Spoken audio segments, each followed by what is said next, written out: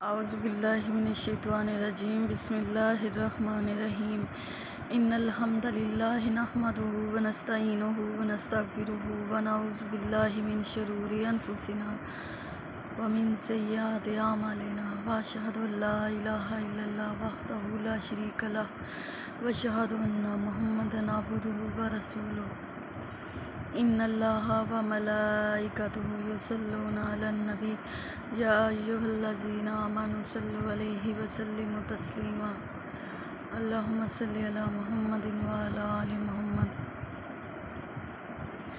آج میرے پاس جو ٹاپک ہے وہ ہے حج کا سنت طریقہ۔ ایک صحابی نے رسول پاک صلی اللہ علیہ وآلہ وسلم سے سوال کیا، یا رسول اللہ صلی اللہ علیہ وآلہ وسلم، کیا ہم پہ ہر سال حج فرض ہے؟ آپ صلی اللہ علیہ وسلم خاموش ہو گئے۔ صحابی نے دوبارہ سوال کیا تو آپ صلی اللہ علیہ وآلہ وسلم خاموش رہے۔ صحابی نے تیسری بار پھر سوال کیا تو آپ صلی اللہ علیہ وآلہ وسلم نے فرمایا، اگر میری زبان سے آج ہاں نکل جاتا تو تم لوگوں پر ہر سال حج فرض ہوتا، تو تم لوگ سوال پوچھنے میں جلدی مت کیا کرو۔ حج اللہ تعالیٰ نے ان لوگوں پہ جو صاحب استطاعت ہیں زندگی میں ایک بار فرض کیا ہے، لیکن اس کے علاوہ اگر کوئی بار بار حج کرے تو یہ نفلی حج ہوگا۔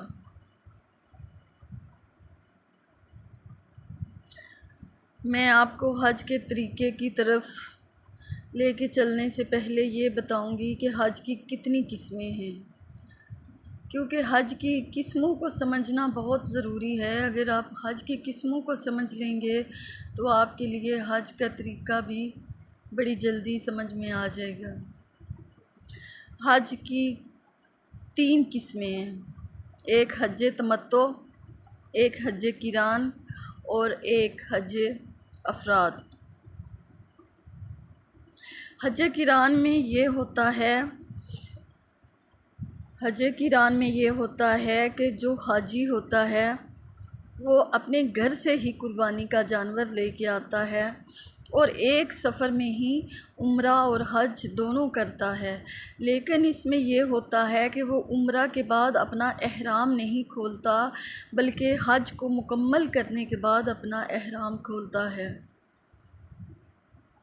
تو جو حج قران کرے گا اس کے لیے پھر حج کے اینڈ میں صفا مروہ کی سعی نہیں ہوگی، کیونکہ اس نے احرام عمرہ کے بعد نہیں کھولا، اس نے اتنی بڑی قربانی دی ہے تو اس لیے اس کے لیے پہلی سعی کافی ہوگی۔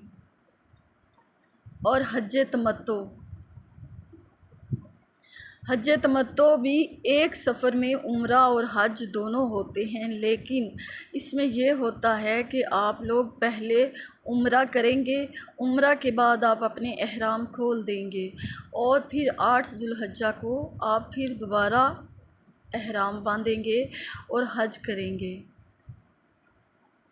اور قربانی یعنی ہدی کا جانور جب اپنی جگہ پہ قربان گاہ تک پہنچ جائے اور قربان ہو جائے، اس کے بعد آپ سر کے بال منڈوائیں گے اور اس کے بعد آپ اپنا احرام کھولیں گے۔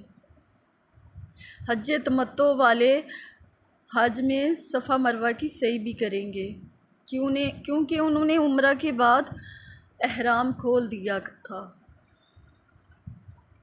تیسری قسم ہے حج افراد کی۔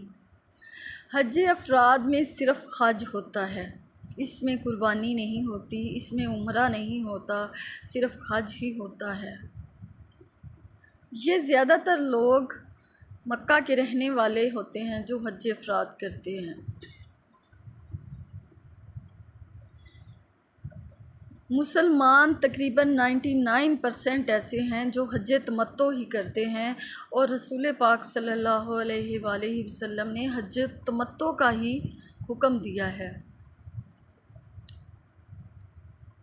آپ صلی اللہ علیہ وآلہ وسلم جب حج کے لیے تشریف لائے تو آپ نے اپنے صحابہ کو حکم دیا کہ جو جو قربانی کے جانور نہیں لے کے آئے وہ عمرہ کے بعد اپنے احرام کھول دیں اور 8 ذو الحجہ کو پھر احرام باندھیں گے، کیونکہ قرآن پاک کی آیت آ گئی تھی حج تمتع کے بارے میں۔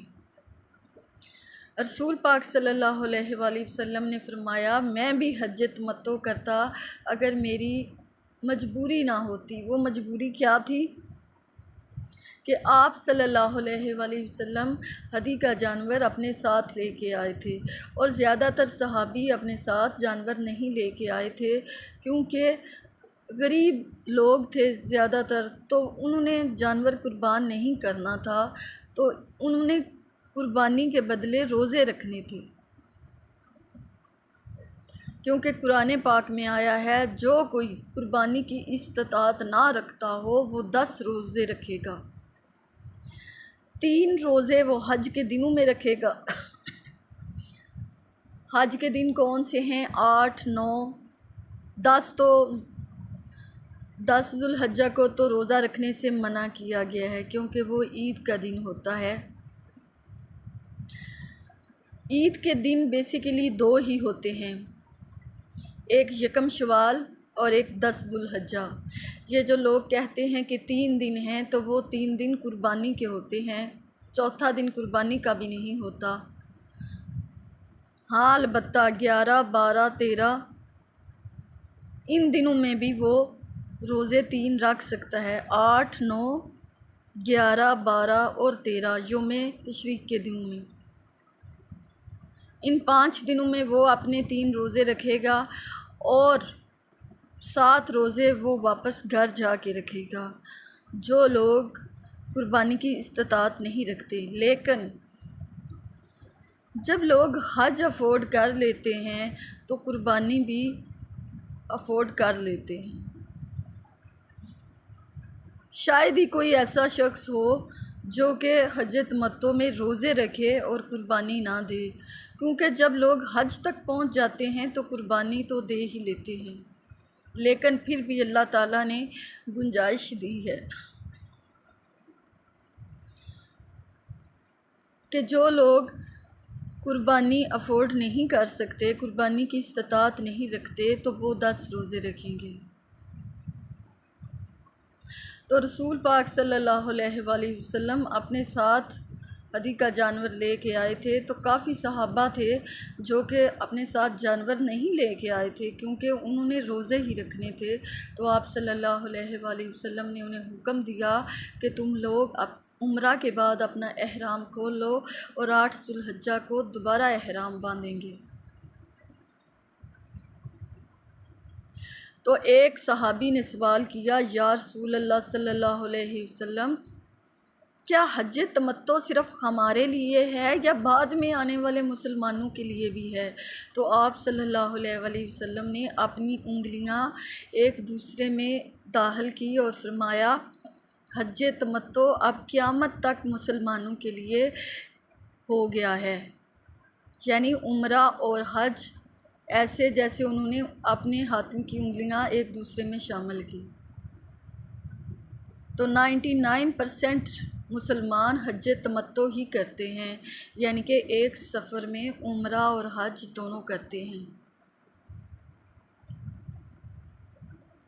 میں جیسے جیسے آپ کو حج کا طریقہ بتاؤں گی، میں ساتھ ساتھ آپ کو حج قران اور حج افراد کا بھی طریقہ بتاؤں گی، لیکن مسلمانوں کو حکم حج تمتع کا ہے۔ میں چند ایک اور ضروری باتیں یہاں آپ کو بیان کروں گی کہ آپ نے احرام باندھنا ہوتا ہے میقات کے موقع پر۔ اب میقات کیا ہے؟ زیادہ تر مسلمانوں کو یہ نہیں پتہ۔ میقات وہ جگہ ہے جہاں پہ احرام باندھتے ہیں اور نیت کرتے ہیں۔ تو جب ہم یہاں سے ہوائی جہاز میں بیٹھتے ہیں تو میقات رستے میں آتا ہے، تو عموماً لوگ ایئرپورٹ پہ ہی غسل خانے بنے ہوتے ہیں، وہاں پہ احرام باندھ لیتے ہیں لیکن نیت نہیں کرتے۔ پھر وہ ہوائی جہاز میں بتا دیا جاتا ہے جب میقات کا مقام آتا ہے اور رسول پاک صلی اللہ علیہ وسلم نے 5 میقات بتائے ہیں جو یہ سب کانٹیننٹ والی سائڈ پہ پاکستان، انڈیا، بنگلہ دیش ہو گیا، اس سائڈ پہ جو میقات آتا ہے اسے یلملم کہتے ہیں۔ جب وہ مقام آتا ہے تو ہوائی جہاز میں بتا دیتے ہیں کہ آپ لوگ عمرہ کی نیت کر لیں۔ تو یہ ایک بات بھی آپ کو بتانی بہت ضروری تھی۔ میں اب اپنے حج کے طریقے کی طرف واپس آتی ہوں۔ سب سے پہلے آپ لوگوں نے غسل کرنا ہے۔ 8 ذو الحجہ کو اشراق کے وقت آپ نے غسل کرنا ہے اور جسم پہ خوشبو کو اچھی طرح مل لیں، کیونکہ خوشبو رسول پاک صلی اللہ علیہ وسلم کو بہت پسند تھی۔ لیکن آپ نے احرام باندھنے کے بعد اپنے کپڑوں پہ خوشبو نہیں ملنی، ورنہ آپ پہ دم واجب ہو جائے گا۔ تو جب آپ غسل کریں تو اپنے جسم پہ اچھی طرح خوشبو لگا لیں، اس کے بعد احرام باندھ لیں۔ احرام میں مردوں کی 2 چادریں ہوتی ہیں اور عورتوں کا احرام، ان کا چہرے کی ٹکیا، 2 ہاتھ اور 2 پاؤں، اس کے علاوہ پورے جسم میں ان کے لباس ہوتا ہے اور ان کے سر کے بال بھی اچھی طرح کور ہوتے ہیں۔ جب آپ نے احرام باندھ لیا تو دوسرے نمبر پہ اب آپ نے کیا کرنا ہے کہ عمرہ کی نیت کرنی ہے، عمرہ کی یا حج کی۔ عمرہ کا میں طریقہ پھر کسی لیکچر میں بتاؤں گی، آج میں آپ کو بتاتی ہوں کہ آپ نے 8 ذو الحجہ کو جب اشراق کے وقت آپ نے احرام باندھ لینا ہے تو اس کے بعد آپ نے نیت کرنی ہے، آواز کے ساتھ نیت کرنی ہے، اور نیت آپ اپنی مادری زبان میں بھی کر سکتے ہیں، انگریزی میں بھی کر سکتے ہیں، عربی میں بھی کر سکتے ہیں۔ اللہم لبیک حجن۔ جب آپ نے نیت بھی کر لی تو اس کے بعد آپ نے آواز کے ساتھ ایک بار تلبیہ پڑھنا ہے۔ تلبیہ کیا ہوتا ہے؟ رسول پاک صلی اللہ علیہ وآلہ وسلم نے 3 تلبیہ بتائے ہیں۔ پہلا تلبیہ ہے لبیک اللہم لبیک، لبیک لا شریک لک لبیک، ان الحمد والنعمت لک والملک لا شریک لک۔ اور دوسرا تلبیہ ہے، آپ یہ بھی پڑھ سکتے ہیں اللہ اکبر اللہ اکبر اللہ اکبر۔ تیسرا تلبیہ ہے لا الہ الا اللہ لا الہ الا اللہ لا الہ الا اللہ۔ ٹھیک ہے، ان تینوں میں سے کوئی بھی تلبیہ پڑھتے ہوئے آپ نے مینا کی طرف سفر کرنا ہے۔ رسول پاک صلی اللہ علیہ وآلہ وسلم نے سفر سواری پہ کیا تھا، آپ صلی اللہ علیہ وآلہ وسلم نے حج کا سفر اونٹ پہ کیا تھا۔ 8 ذو الحجہ کو یوم ترویہ بھی کہتے ہیں، 9 ذو الحجہ کو یوم العرفہ کہتے ہیں اور 10 ذو الحجہ کو یوم النحر کہتے ہیں۔ 8 ذو الحجہ یوم الترویہ، ترویہ کا لفظی مطلب یہ ہے کہ سیراب کرنا۔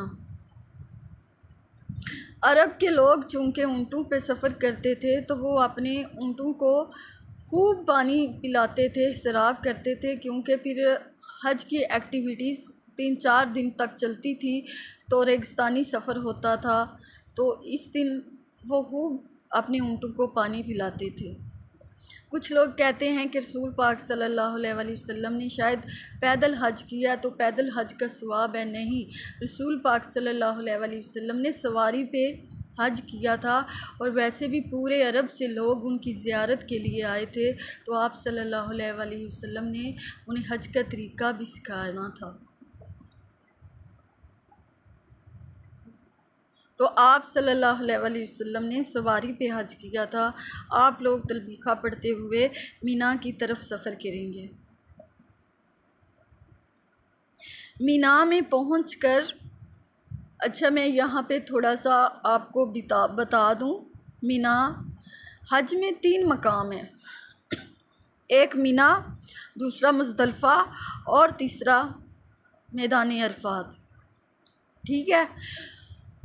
جو مینا ہے وہ خانہ کعبہ سے حجر اسود جہاں لگا ہے نا، اس کونے کی سید میں مشرق والی سائڈ پہ تقریباً آپ حجر اسود والی سید پہ تقریباً 8 کلومیٹر سیدھ میں جائیں گے تو مینا کا میدان آ جائے گا. وہیں پہ خیمے لگتے ہیں، اسے ٹینٹ سٹی بھی کہا جاتا ہے. مینا سے آگے 4 کلومیٹر مزدلفہ آتا ہے اور 4 کلومیٹر سے آگے 10 کلومیٹر میدان عرفات آتا ہے. آپ نے مینا میں پہنچنا ہے اور آپ نے مینا میں 5 نمازیں پڑھنی ہیں. ٹھیک ہے. اور نمازیں آپ نے نماز قصر پڑھنی ہیں، یعنی کہ ظہر کے 2 فرض پڑھنے ہیں، عصر کے 2 فرض پڑھنے ہیں، مغرب کے 3 فرض پڑھنے ہیں اور عشاء کے 4 فرض. اور 5ویں نماز صبح فجر کی ہے جو کہ 9 ذوالحجہ کو آئے گی، یوم العرفہ کے دن. وہ بھی آپ نے مینا میں پڑھنی ہے. اکثر لوگ یہ سمجھتے ہیں کہ نہیں، نماز پوری پڑھنی ہے مینا میں، لیکن رسول پاک صلی اللہ علیہ وآلہ وسلم نے نماز قصر پڑھی تھی. تو اکثر علماء کرام یہ بھی کہتے ہیں کہ نہیں، رسول پاک صلی اللہ علیہ وآلہ وسلم سفر کر کے آئے تھے تو ان پہ نماز قصر تھی، لیکن باقی لوگ جو ہیں نا، ہم تو نماز پوری پڑھیں گے، ہم نماز پوری پڑھنے کے سفر میں بھی قائل ہیں. لیکن یہ اتنی بڑی بات تھی، اتنی بڑی ایکٹیویٹیز تھی، تو رسول پاک صلی اللہ علیہ وآلہ وسلم نے ارشاد فرمایا ہوتا کہ میں سفر سے ہوں، میں نماز قصر پڑھوں گا، لیکن آپ لوگ پوری 4 رکعتیں پڑھیں. تو رسول پاک صلی اللہ علیہ وآلہ وسلم کا یہ ارشاد حدیث کی کسی کتاب میں ضعیف حدیث بھی نہیں ہے کہ آپ لوگ 4 رکعتیں پڑھیں. تو اس کا مطلب ہے کہ حج میں آپ نے نماز قصر ہی پڑھنی ہے. 2 فرض ظہر کے، 2 آپ نے عصر کے پڑھنے ہیں، 3 مغرب کے پڑھنے ہیں، 2 ہی عشاء کے پڑھنے ہیں، اور پھر 9 ذوالحجہ کو یوم العرفہ کے دن آپ نے صبح فجر کے 2 فرض پڑھنے ہیں. ٹھیک ہے. یہ آپ نے مینا میں 5 نمازیں پڑھنی ہیں. تو نمازیں پڑھتے ہوئے میں ادھر ایک اور بھی چیز ایڈ کر دوں. کچھ لوگ جب عمرہ اور حج کے لیے جاتے ہیں تو وہ یہ سمجھتے ہیں کہ شاید آپ خانہ کعبہ میں یا کہیں بھی ادھر آپ نماز پڑھ رہے ہیں تو آپ کے آگے سے کوئی بھی نمازی گزر جائے گا تو ادھر نماز نہیں ٹوٹتی. تو یہ بات غلط ہے. آپ کو نماز پڑھتے وقت اس بات کا خود خاص خیال رکھنا ہے کہ آپ نے نماز اس جگہ پہ ادا کرنی ہے جہاں پہ کوئی ستون ہو یا آپ سترا رکھ سکتے ہیں. وہاں پہ آپ نے نماز نہیں پڑھنی کہ آپ کے آگے سے بار بار لوگ گزرتے ہوں. تو آپ نے نماز پڑھتے ہوئے اس بات کا خاص خیال رکھنا ہے. رسول پاک صلی اللہ علیہ وآلہ وسلم کی صحیح حدیث ہے کہ اگر تمہیں پتہ چل جائے کہ نمازی کے آگے سے گزرنا کتنا بڑا گناہ ہے تو آپ نمازی کے آگے سے گزرنے سے بہتر یہ سمجھیں گے کہ آپ پیچھے کھڑے ہو کے 100 سال تک ویٹ کریں. تو اس لیے یہ ضروری ہے کہ آپ ادھر بھی نماز پڑھیں تو کسی ستون کے پیچھے پڑھیں، یا پھر آپ کوئی سترا بنا لیں، یا جو آپ کے ساتھ ساتھی لوگ ہیں ان میں سے اپنے آگے کسی کو سترا بنا کے بٹھا لیں اور پھر اس کے پیچھے آپ نماز پڑھیں. اگر پھر بھی کوئی شخص سترے اور نمازی کے درمیان میں سے گزرے تو اللہ تعالیٰ نے کا حکم ہے کہ اس کو روکیں. احادیث میں بھی یہ بات پتہ چلتی ہے کہ جو شخص نمازی اور سترے کے درمیان میں سے گزرے پھر اس کو روکیں، اس کے ساتھ جھگڑا کریں، کیونکہ وہ شیطان ہے. تو نماز پڑھتے ہوئے وہاں پہ بھی اس بات کا خاص خیال رکھنا ہے کہ نماز قبلہ رو پڑھنی ہے اور آپ کے آگے سے کوئی نہ گزرے. تو آپ کو خود ہی اس بات کا خاص خیال رکھنا ہے کہ آپ کو کوئی سترا وغیرہ بنا لینا چاہیے یا اپنے کسی ساتھی کو سترا بنا کے آگے بٹھا دینا چاہیے. تو آپ نے مینا میں 5 نمازیں پڑھنی ہیں. جب 9 ذوالحجہ کو یوم العرفہ کے دن آپ نے صبح فجر کی نماز پڑھنی ہے تو پھر آپ نے وہاں سے سفر شروع کر دینا ہے میدان عرفات کی طرف، ٹھیک ہے۔ یہ تقریباً 14 کلومیٹر کا سفر ہوگا، آپ نے ادھر کر دینا ہے۔ آپ سواری پہ بھی سفر کر سکتے ہیں، بسیں وغیرہ ہوتی ہیں، لیکن وہاں پہ بہت ٹائم لگتا ہے کیونکہ ہزاروں کے حساب سے گاڑیاں ہوتی ہیں، تو اس سے بہتر ہے 1.5-2 گھنٹے کا تقریباً سفر ہے، تو آپ پیدل کر لیں تو آپ آرام سے وہاں پہنچ جائیں گے۔ آپ نے سورج کے زوال پہ آنے تک وہاں پہنچ جانا ہے، اور وہاں پہ آپ نے ظہر کی نماز پڑھنی ہے۔ جب آپ وہاں میدان عرفات میں پہنچیں گے تو وہاں مسجد نمرہ میں خطبہ بھی ہو رہا ہوگا۔ وہ خطبہ سننا اتنا ضروری بھی نہیں ہے، آپ چاہیں تو تھوڑا سا سن لیں، لیکن آپ لوگوں نے جب میدان عرفات میں پہنچنا ہے تو پھر آپ نے نماز ظہرین پڑھنی ہے۔ ظہرین مطلب ایک اذان کے ساتھ آپ نے 2 نمازیں پڑھنی ہیں، جمع تقدیم کے ساتھ آپ نے نمازیں ادا کرنی ہیں۔ رسول پاک صلی اللہ علیہ وآلہ وسلم نے ایک اذان کے ساتھ 2 اقامتیں کرائی تھی، اور دونوں ظہر اور عصر کی نماز اکٹھی پڑھائی تھی ظہر کے ٹائم کے اندر، اور ان کے درمیان میں نفل یا سنت بھی نہیں پڑے تھے۔ تو آپ نے میدان عرفات میں پہنچ کر جمع تقدیم کرنی ہے، اور ظہر عصر کی نماز ظہر کے ٹائم پہ پڑھنی ہے۔ اور میدان عرفات کی جب آپ نے ادھر پہنچنا ہے تو اس کی سب سے زیادہ اس دن کی خصوصیت یہ ہے، خاصیت یہ ہے کہ آپ نے اس دن دعائیں کرنی ہیں۔ رسول پاک صلی اللہ علیہ وآلہ وسلم نے فرمایا کہ اصل حج ہی یوم العرفہ ہے، عرفہ کا دن ہی پورا حج ہے، تو یہ عرفات کا دن بہت اہم ہے۔ اور آپ نے پھر دعائیں کیا کرنی ہے کہ جب ظہر عصر کی نماز کے بعد آپ نے قبلہ رو ہو جانا ہے اور دعائیں کرنی ہیں، اور اس وقت تک دعائیں کرنی ہیں جب تک کہ سورج غروب نہ ہو جائے، اور آپ کو اس بات کا یقین نہ ہو جائے کہ اب رات کا اندھیرا پوری طرح چھا گیا ہے۔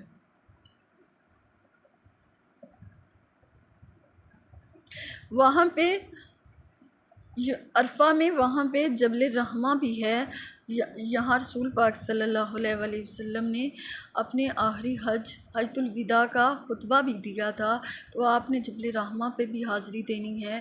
وہاں پہ انہوں نے ایک پتھر رکھا ہوا ہے نشانی کے طور پر،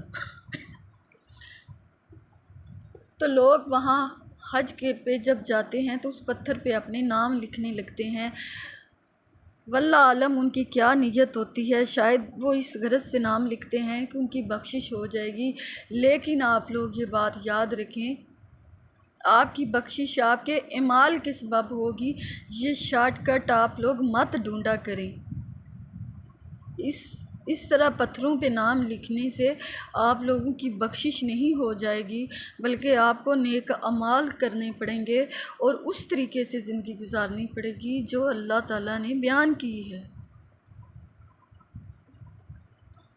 تو یہ کام آپ وہاں جا کے مت کیا کریں، اس طرح پتھروں پہ نام لکھنے سے کوئی جنت میں مہر نہیں لگ جاتی، آپ کو خود اپنے اعمال درست کرنے پڑیں گے۔ اور یوم عرفہ کی دن کی خصوصیت بڑی ہے، آپ لوگ دعائیں مانگیں گے، اور دعائیں بھی خوب پروٹوکول کے ساتھ مانگیں گے، خوب جذبے کے ساتھ مانگیں گے۔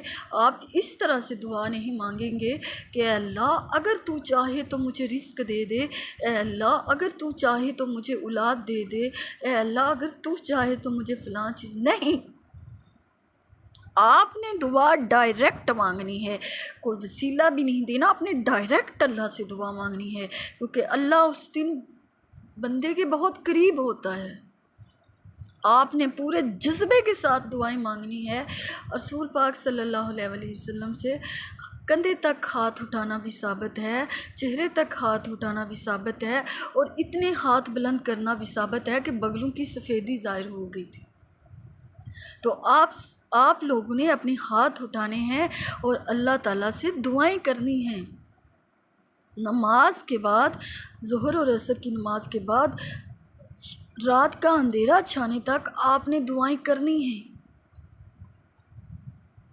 اللہ تعالیٰ فرماتا ہے کہ میں سب سے زیادہ اس دن یوم عرفہ کے دن اپنے بندوں کے زیادہ قریب ہوتا ہوں، اور اللہ تعالیٰ فرماتا ہے میں اپنے فرشتوں سے کہتا ہوں کہ تو کہتا تھا کہ انسان زمین پہ جائے گا تو فساد پیدا کرے گا، یہ دیکھ یہ لاکھوں کے تعداد میں لوگ کس لیے حاضر ہوئے ہیں۔ ان سے پوچھتا ہے، یعنی کہ ان کو ٹانٹ کرتا ہے، ان کو ڈانٹتا ہے۔ اللہ تعالیٰ کہتا ہے دیکھو بندے میری رضا کے لیے حاضر ہوئے ہیں اور مجھ سے دعائیں کر رہے ہیں۔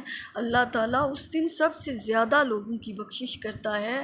اللہ تعالیٰ اس دن اپنے بندوں پہ بہت مہربان ہوتا ہے، تو اللہ تعالیٰ ان کو دیکھ کر خوش ہوتا ہے۔ اس دن اللہ سے ڈائریکٹ دعا مانگنی ہے۔ وہ جگہ اور وہ مقام دعاؤں کی قبولیت کا ہے۔ تو آپ نے یوم عرفہ والے دن خصوصیت سے دعائیں کرنی ہیں، اور آپ نے پورے جذبے کے ساتھ دعائیں کرنی ہیں، اور اللہ سے ڈائریکٹ دعائیں کرنی ہیں، پورے دل کے ساتھ دعائیں کرنی ہیں۔ اس طرح سے دعائیں کرنی ہیں کہ جیسے اللہ تعالیٰ کے سامنے موجود ہیں آپ، اور اللہ آپ کو دیکھ رہا ہے۔ تو یوم عرفہ کی خصوصیت دعائیں ہیں، ٹھیک ہے۔ جب آپ کو پتہ چل جائے، اس کے بعد آپ نے جب خوب دعائیں کرنی ہیں یہاں تک کہ مغرب کا ٹائم گزر جائے، سورج غروب ہو جائے، تو آپ نے مغرب عشاء کی نماز نہیں پڑھنی وہاں پہ، بلکہ جب رات کا اندھیرا چھا جائے اور آپ کو اس بات کا یقین ہو جائے کہ رات کا اندھیرا چھا گیا ہے، تو پھر آپ نے مزدلفہ کی طرف سفر کرنا ہے۔ اور گرمی کی راتیں ہیں، بہتر ہے کہ آپ پیدل ہی سفر کریں۔ اگر آپ گاڑیوں پہ سفر کریں گے تو آپ کو گرمی بھی زیادہ فیل ہوگی، اور پیدل سفر کریں گے تو جلدی پہنچ جائیں گے۔ گاڑیوں پہ ہو سکتا ہے آپ کو فجر کا ٹائم ہو جائے،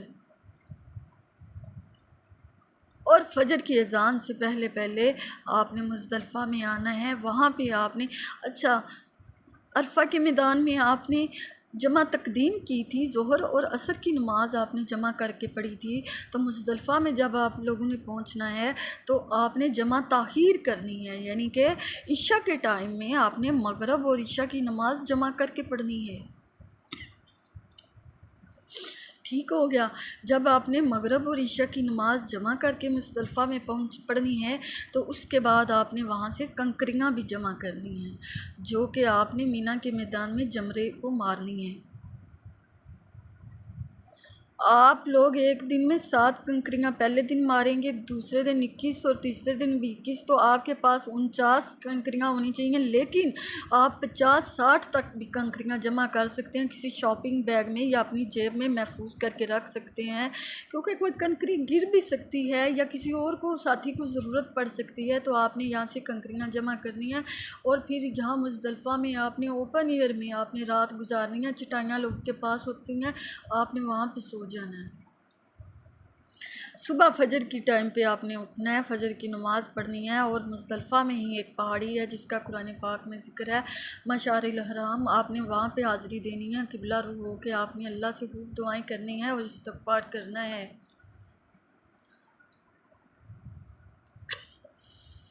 اور سورج نکلنے سے پہلے، سورج طلوع ہونے سے پہلے آپ نے وہاں سے مینا کے لیے سفر شروع کر دینا ہے،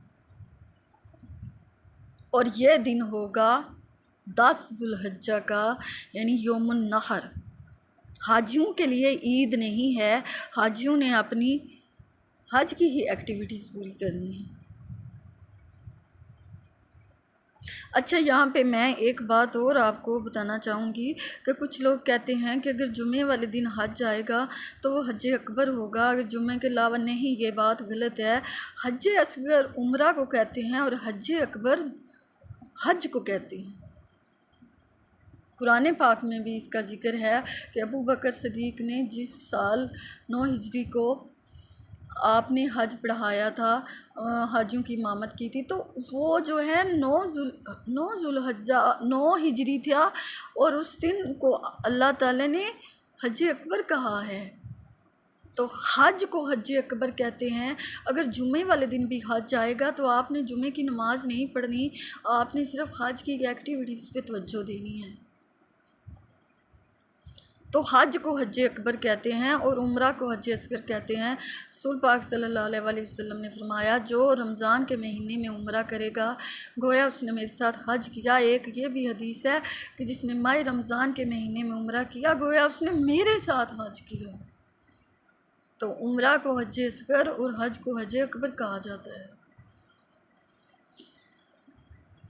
تو آپ لوگوں نے مینا کی طرف 10 ذو الحجہ کی صبح یوم النحر کے دن آپ نے مزدلفہ سے سورج طلوع ہونے سے پہلے مینا کی طرف سفر کرنا ہے، اور یہاں پہنچ کے آپ نے سب سے بڑے جمرہ کو کنکریاں مارنی ہیں۔ اچھا 3 جمرے ہیں ادھر، 3 جمرات ہیں جن کو آپ لوگ شیطان بھی کہتے ہیں۔ تو کچھ لوگ ایسے جوتیاں مارتے ہیں، پتھر مارتے ہیں گویا کہ وہ شیطان کو مار رہے ہوں، تو کچھ لوگ یہ بھی سمجھتے ہیں کہ یہ شیطان پتھر کے ہو گئے ہیں۔ ایسی کوئی بات نہیں ہے۔ آپ کی جوتیاں شیطان کو وہاں نہیں لگ رہی ہوتی، وہ ایک علامت ہوتی ہے۔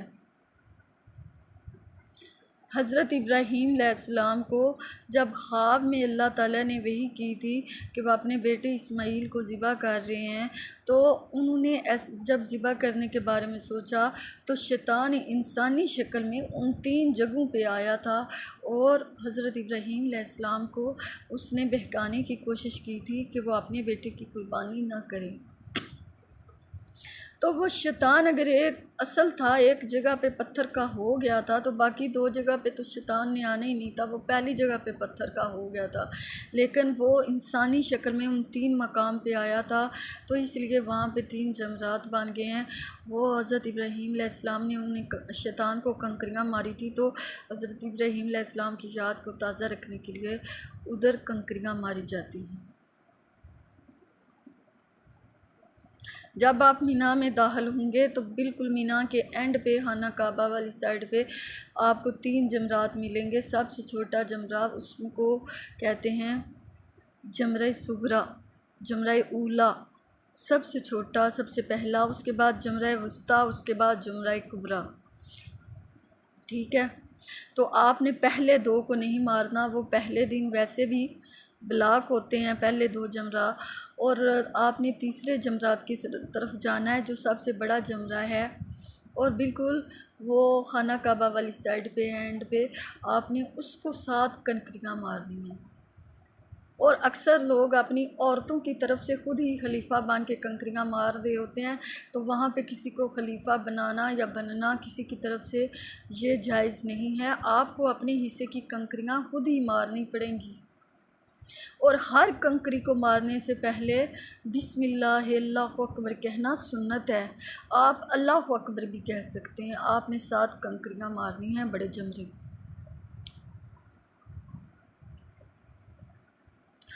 تو جب آپ نے کنکریاں وہاں پہ مار لینی ہیں تو پھر آپ نے جانور قربان کرنا ہے۔ وہ پہلے ہی بینک میں پیسے جمع ہوتے ہیں تو آپ کو اس کی ضرورت نہیں پڑے گی، وہ ٹائم بھی بتا دیتے ہیں کہ یہ ٹائمنگ ہے جانور قربان ہونے کی۔ تو اس کے بعد آپ نے اپنے سر کے بال منڈوانے ہیں اور آپ نے احرام کھول لینا ہے۔ جب آپ نے غسل کرنا ہے، احرام کھولنا ہے، تو پھر آپ نے سادہ کپڑوں میں کعبہ کا طواف کرنا ہے۔ اس دن طواف بہت لمبا ہوتا ہے، حالانکہ عام دنوں میں یہ طواف 20 منٹ میں ہو جاتا ہے، لیکن جب 40 لاکھ سے بھی زائد لوگ جمع ہوتے ہیں حج کے لیے تو یہ طواف صبح سے شام بھی ہو جاتی ہے چکر لگاتے ہوئے، طواف کو مکمل کرتے ہوئے۔ اس کے بعد آپ نے سعی کرنی ہے۔ اور میں یہ ایک بات ادھر بتا دوں کہ حج افراد والے لوگ جو ہیں وہ قربانی نہیں کریں گے، کیونکہ انہوں نے ایک سفر میں عمرہ اور حج سے فائدہ نہیں اٹھایا بلکہ صرف حج سے فائدہ اٹھایا، انہوں نے عمرہ نہیں کیا تھا۔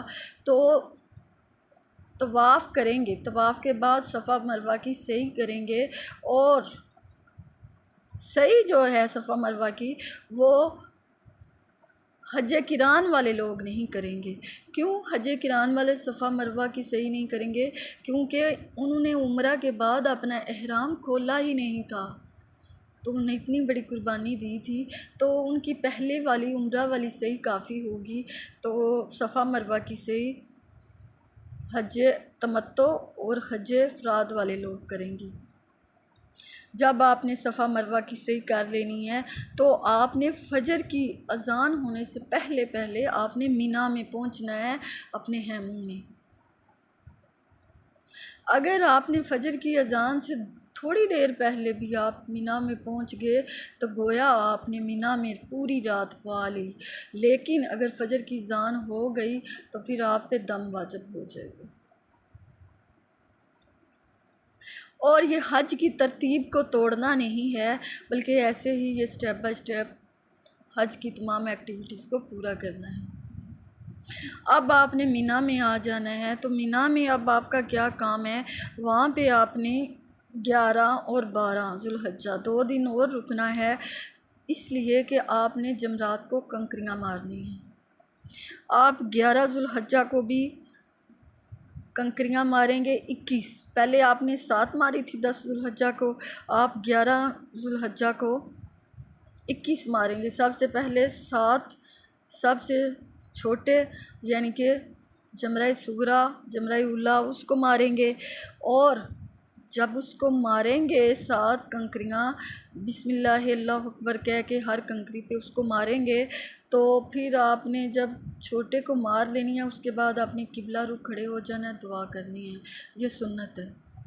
اس کے بعد آپ نے جمرہ وسطیٰ کو کنکریاں مارنی ہیں، پھر اس کے بعد آپ نے قبلہ رخ کھڑے ہو جانا ہے، آپ نے دعا کرنی ہے۔ پھر آپ نے جب جمرہ کبریٰ کو کنکریاں مارنی ہیں، پھر آپ نے دعا نہیں کرنی، پھر آپ نے سیدھا اپنے خیموں کی طرف آ جانا ہے۔ پہلے دن آپ نے 7 ماری، دوسرے دن آپ نے 21 ماری، تو یہ آپ کی ہو گئی 28 کنکریاں۔ پھر آپ نے 12 ذوالحجہ کو بھی 21 کنکریاں مارنی ہیں، ایسے ہی کہ بسم اللہ اللہ اکبر کہہ کے ہر کنکری اس کو مارنی ہے، پہلے صغریٰ کو، پھر جمرہ وسطیٰ کو، پھر جمرہ کبریٰ کو، اور جمرہ اولیٰ کو مار کے پھر آپ نے قبلہ رخ کھڑے ہو جانا ہے، دعا کرنی ہے، سنت ہے۔ پھر آپ نے جمرہ وسطیٰ کو مارنی ہے، پھر آپ نے دعا کرنی ہے، سنت ہے۔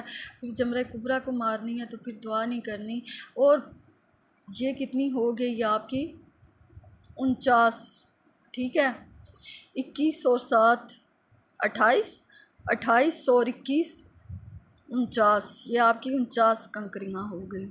تو آپ نے 12 ذوالحجہ کو مغرب کی اذان ہونے سے پہلے آپ نے مینا کو چھوڑ دینا ہے، ٹھیک ہے، آپ نے مینا کو چھوڑ دینا ہے۔ لیکن اگر کسی وجہ سے آپ کو مغرب کی اذان ہو جائے تو پھر آپ کو وہیں پہ رکنا پڑے گا، پھر آپ مینا کو چھوڑ کے نہیں جا سکتے، پھر آپ کو 13 ذوالحجہ کو بھی 21 کنکریاں مارنی پڑیں گی، تو یہ پھر ہو جائیں گی آپ کی 70 کنکریاں۔ لیکن 99% لوگ جو ہیں وہ مغرب ہونے سے پہلے مینا کو چھوڑ جاتے ہیں، لیکن کچھ لوگ ایسے بھی ہوتے ہیں جو کہتے ہیں کہ ہوٹل میں جا کے کیا کرنا ہے، یہیں پہ رات گزارتے ہیں، زیادہ ثواب ملے گا، تو زیادہ ثواب کی نیت سے وہ ایک اور رات رک جاتے ہیں، پھر وہ 13 کو بھی 21 کنکریاں مارتے ہیں تو ان کی 70 ہو جاتی ہیں، تو پھر وہ مینا کو چھوڑتے ہیں۔ یہاں میں اپنی اسلامی بہنوں کے لیے ایک اور بات ایڈ کرنا چاہوں گی کہ جن خواتین کو حج کے دوران حیض آ جائے، ویسے تو حیض کی میڈیسن ملتی ہیں، آپ کو یوز کرنی چاہیے، لیکن اس کے باوجود اگر کسی خاتون کے ساتھ کوئی پرابلم ہو جائے تو وہ حج کی تمام ایکٹیویٹیز ایسے ہی کرے گی، صرف نماز نہیں پڑھے گی اور طواف نہیں کرے گی، لیکن جب وہ پاکی کر لے، ٹھیک ہے، اس کے بعد اس نے طواف کرنا ہے، اس کا طواف وہ معاف نہیں ہے۔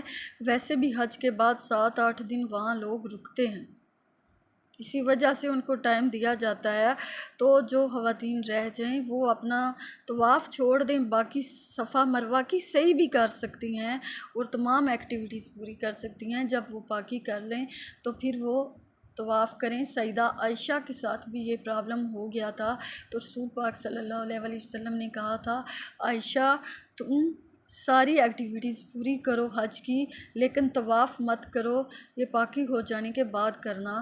تو پھر انہوں نے ایسا ہی کیا تھا۔ تو تمام خواتین کو یہ طواف ضرور کرنا ہے، لیکن پاکی ہو جانے کے بعد کرنا ہے۔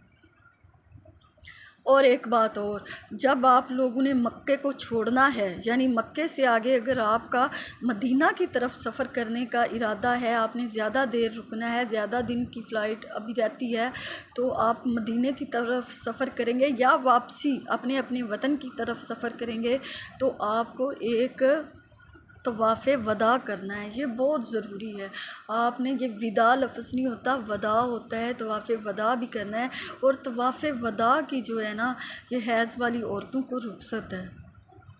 طواف وداع کی رخصت ہے، لیکن طواف زیارت جو ہے، جو پہلے طواف ہوتا ہے، وہ حج کے دوران وہ مینا سے جب جانور قربان کرتے ہیں، غسل کر کے احرام آپ لوگ کھول دیتے ہیں، عام سادہ کپڑوں میں آپ طواف کرنے آتے ہیں، تو وہ طواف معاف نہیں ہے، وہ عورتوں نے ضرور کرنا ہے۔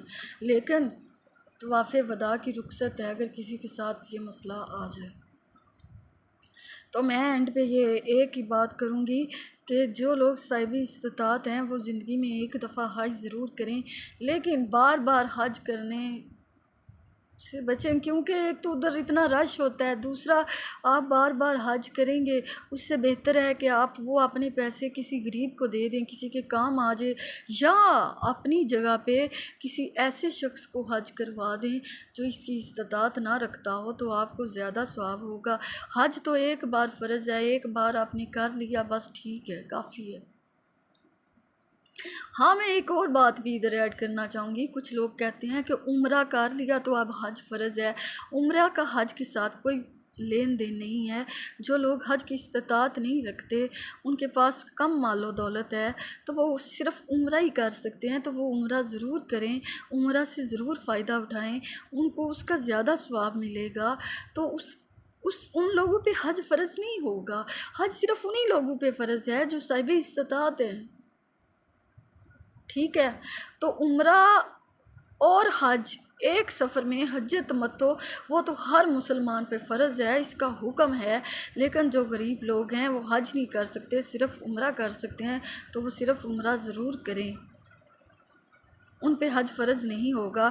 کچھ لوگ یہ بھی کہتے ہیں کہ نہیں، وہ والدین کو حج کرائیں تو اپنا حج ہوتا ہے، اور والدین کو حج نہیں، اس کا اس سے کوئی لین دین نہیں۔ آپ خود حج کر سکتے ہیں تو آپ خود ضرور حج کریں، اگر آپ صاحب استطاعت ہیں تو آپ ضرور حج کریں۔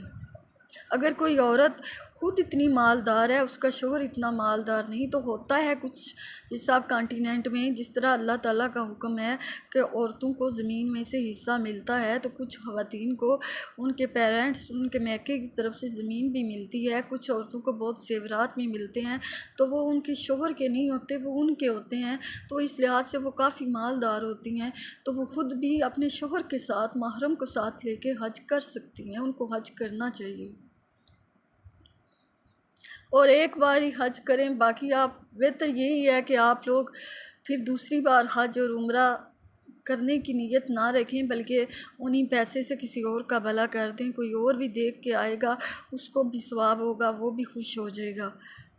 تو ان چند باتوں کا بھی خیال رکھا کریں، اپنے آس پڑوس، اپنے گلی محلے، اپنے رشتہ داروں میں، اپنے علاقے میں آپ دیکھا کریں کہ کس کو کس چیز کی ضرورت ہے، اور کوئی اور بھی ہو سکتا ہے جسے حج کرنے کی، عمرہ کرنے کی خواہش ہو، تو آپ کروا دیں گے، تو آپ کو تو فرق نہیں پڑے گا،